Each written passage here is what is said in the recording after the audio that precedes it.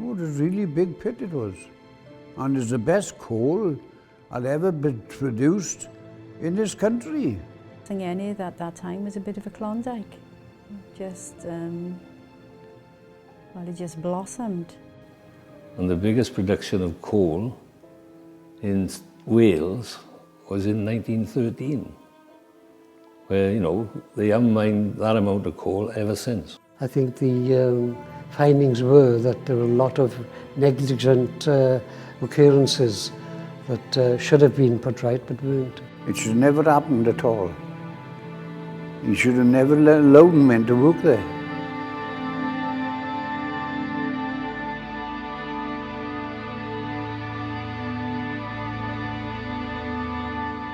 To live today despite our loss, we must begin to replace the regretful words "if only" with the grateful word "nevertheless." Surely we could have placed more protection on our loved husbands, brothers and sons. Nevertheless, we loved them with the freedom that they needed and the passion.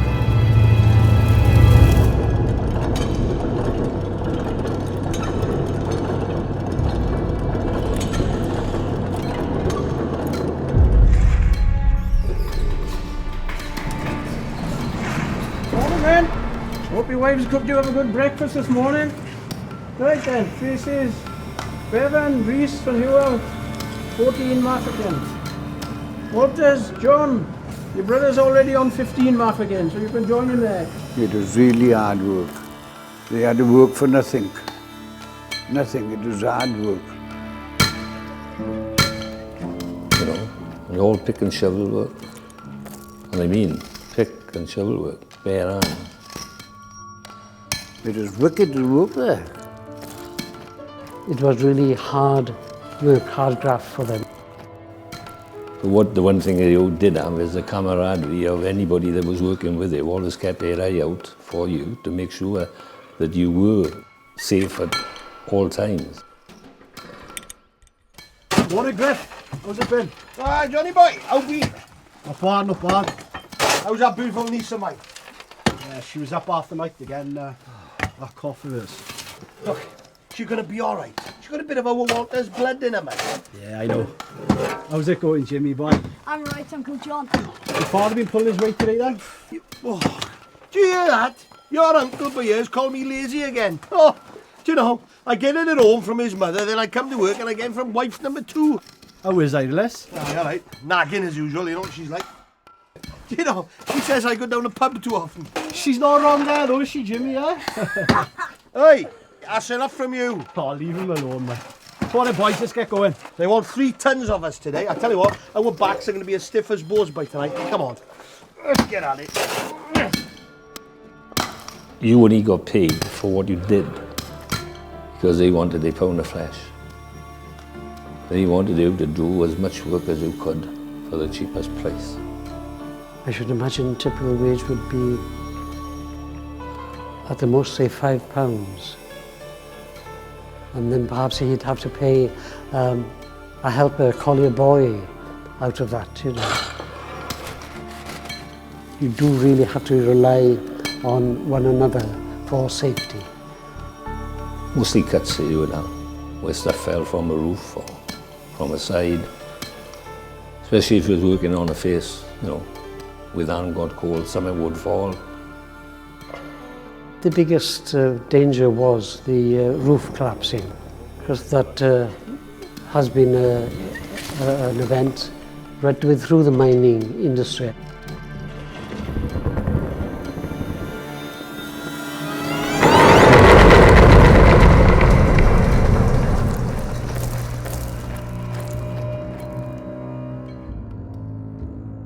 He's alive! Get that stretcher in here!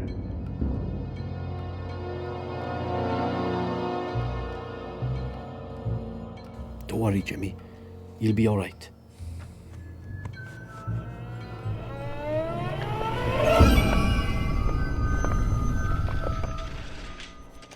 No. This is ridiculous. Mr. Mr. Lewis, sir. What? There's been a cave-in in Mace King District. Another prop was given away. Is everybody working in this mine completely incompetent? The managers, no, they were there to do a job. And they didn't care how they did it because they knew that the people wanted money. Otherwise, the families couldn't live. Manager that's all he was for the company, that's all. He was out for what he can get out of it. What money he was getting out of it. He wasn't concerned about the miners at all.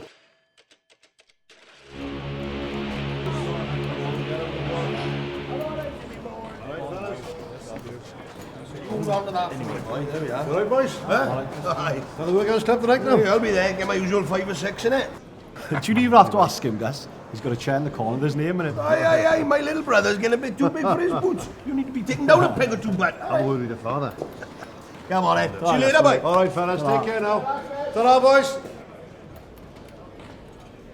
There were quite a few pubs in the valley, and I think the men would spend a lot of their spare time in the pubs. When they used to have a chance, you see, they used to go to the pub and have a drink, us all, have a couple of pints of beer, and that's the only pleasure they had.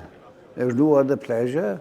I don't think the beer was too strong, or their appetite or the thirst were too big, but I think there's quite a bit of activity. I think the policemen were quite busy.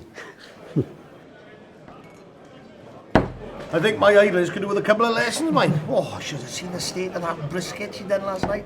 Like chewing an old boot, it was. Aye, mind you, she's not very happy with me at the moment. Caught me gambling again, she has. I had to sell the clock in the living room. Aye, the wedding present from Auntie Mabel. Any news on Glyn? Oh, just a couple of bumps and scratches. Lucky mine, wasn't he? Yeah, he should have propped up sooner. You'll be going the same way if you don't be careful. You know, look here now, bud. I've been working down that bloody mine longer than Glyn, or you for that matter. I know when it is or isn't safe to work. All right. Well, at least we've had the bad luck for this weekend, lads. Well, I drink to that one, aye, too right. There you go. Worked together all day. They met in pubs all night, each night when they went out.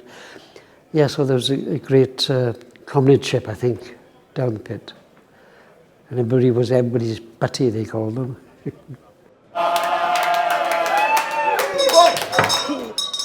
Last orders! Come on, seconds out. Is that the time? Time for another one, bud. No, I can't. I told Anna I wouldn't be late. All right, then. I'll just have yours then, won't I? 25 pints a minute, please, London. The ladies did struggle, yeah, because they didn't have any sort of heating other than coal fires. So it must have been very, very hard for the women to wash their clothes, to get the water ready for their baths, get their meals ready. So it was a very hard life, I think, for a miner's wife. I mean, the conditions that they lived in, you know, because it's actual fact here that there were more children died of disease than miners died. She just won't settle. Just pass it in. They lived for their wives, you see, and their children. Little they had is going into the home to keep the home going.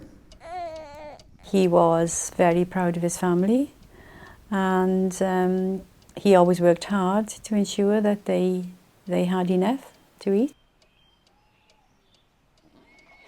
He hadn't gone to work that day because one of the children had been crying all night and they'd slept late in the morning. John, get up quick. You're late. What? You're late, John. It's 10 to. 10 to what? 10 to 8. Oh, bloody hell, man.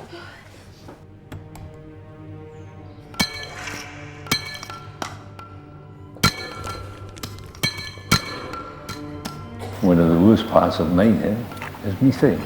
Any spark of any type would ignite it.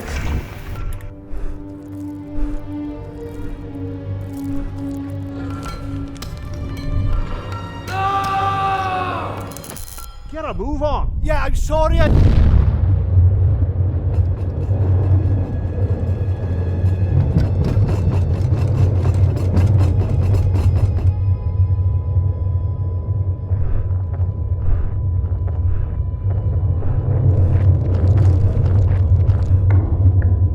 Don't go in.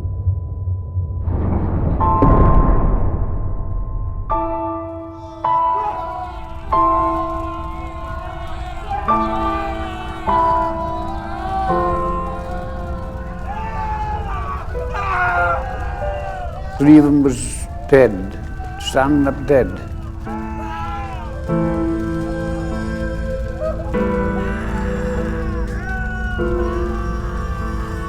You're burnt, so you can't breathe.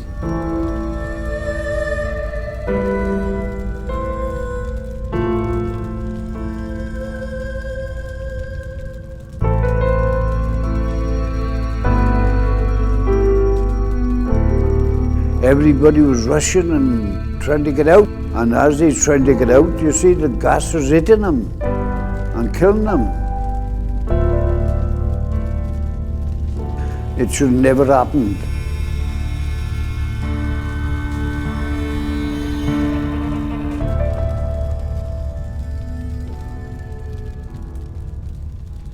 Jimmy. Jimmy, can you hear me, boy? Jimmy. Jimmy, can you hear me, boy?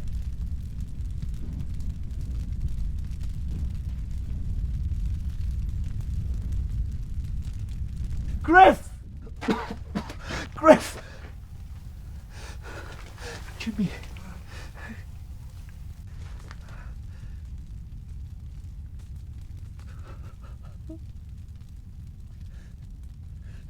Griff!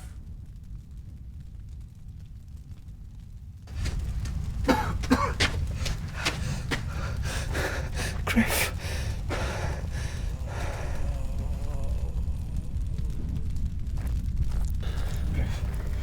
I'm here, dear.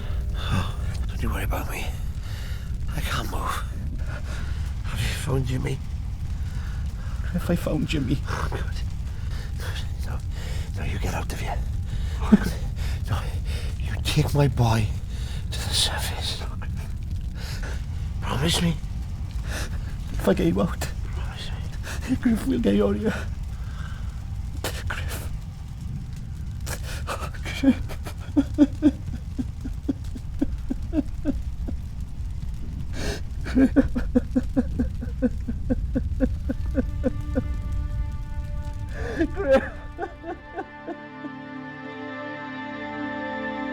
439 men died down in the gloom of the universal colliery.